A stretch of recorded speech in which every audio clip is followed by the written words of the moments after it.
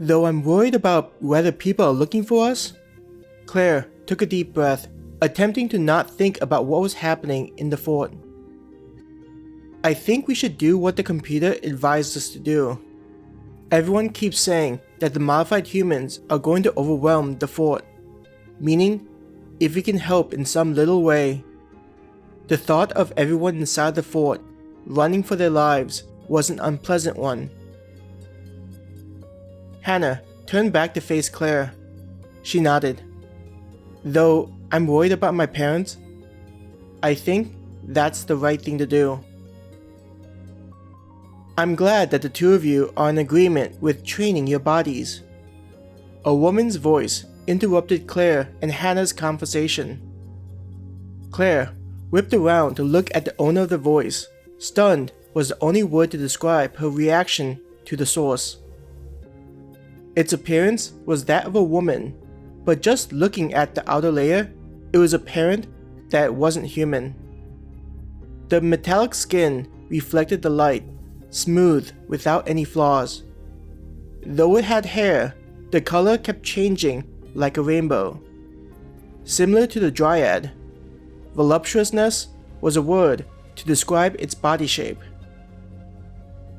"Who are you?" Hannah asked, stepping away from the robot. Giving off the appearance of a hostess, the robot gracefully bowed. "Forgive my rudeness. I'm known as Melody."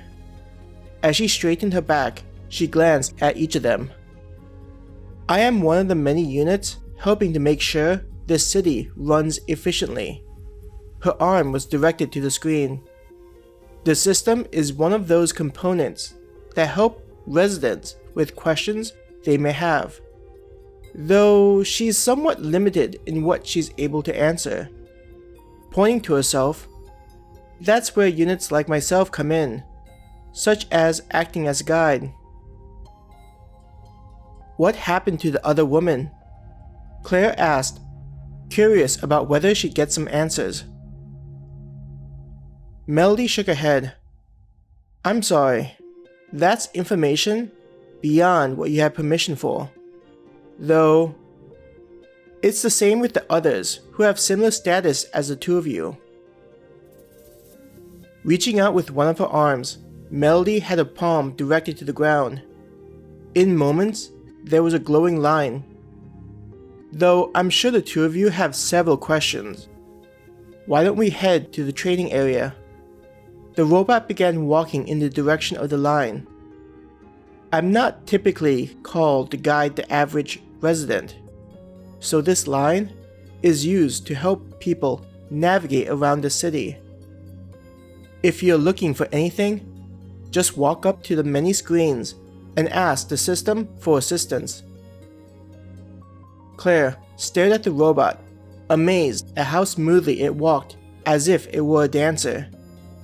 Even with its entire body made up of metal, no sounds were being made as its bare feet stepped on the metal floor.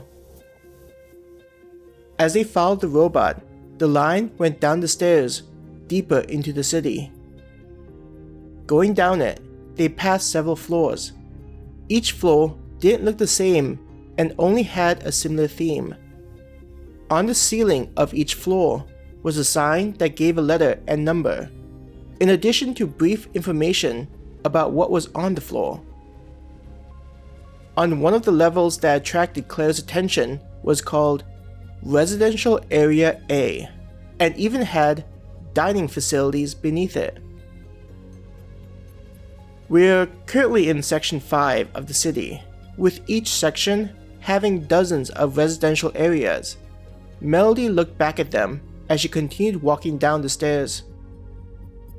As both of you have already seen the sheer magnitude of this shelter, I'm sure it's understandable that there are so many residential areas. "Why aren't they all in one area?" Claire asked.